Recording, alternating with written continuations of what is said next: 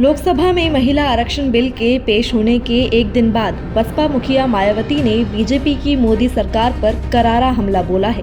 उन्होंने महिला आरक्षण बिल को समर्थन देने का तो ऐलान कर दिया है, लेकिन इसे तत्काल न लागू करने के प्रावधान पर आपत्ति जताते हुए उन्होंने मोदी सरकार की मंशा पर सवाल उठाए हैं।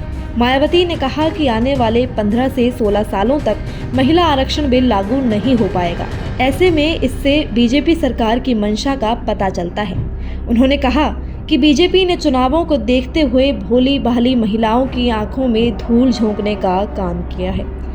बसपा सुप्रीमो मायावती ने कहा, महिला आरक्षण बिल में प्रावधान इस प्रकार से बनाए गए हैं जिसके तहत अगले काफ़ी सालों तक, मतलब लगभग 15 से 16 सालों तक, यानी कि कई चुनाव तक देश की महिलाओं को यह आरक्षण प्राप्त नहीं हो पाएगा। इस विधेयक में जो प्रावधान रखे गए हैं उनका मैं यहाँ उल्लेख करना ज़रूरी समझती हूँ। संशोधन विधेयक के तहत इस महिला आरक्षण विधेयक के पास होने के बाद पहले पूरे देश में जनगणना कराई जाएगी।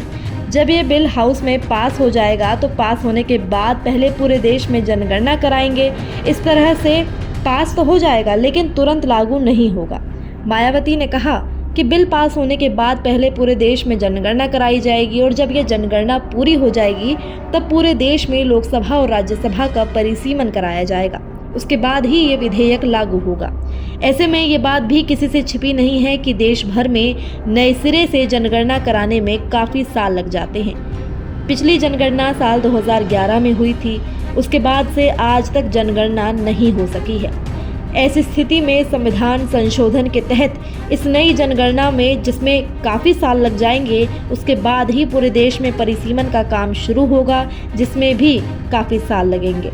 उन्होंने आगे कहा कि इस परिसीमन के बाद ही ये महिला आरक्षण बिल लागू होगा, जबकि 128वें संशोधन विधेयक की सीमा ही 15 साल रखी गई है।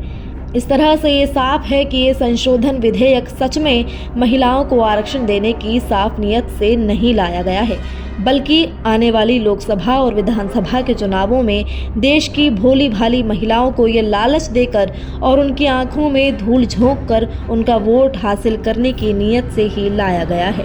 बहुजन समाज पार्टी की प्रमुख मायावती ने आज महिला आरक्षण बिल के संबंध में प्रेस कॉन्फ्रेंस कर ये बड़ा बयान दिया है। एक दिन पहले जहां मायावती महिला आरक्षण बिल का समर्थन करती हुई नजर आई थी, वहीं आज वो इससे खफा नजर आईं। उन्होंने भाजपा सरकार पर आरोप लगाते हुए कहा कि ये आगामी चुनाव, यानी कि आने वाले चुनावों से पहले महिलाओं को लालच देने का सरकार का खेल है।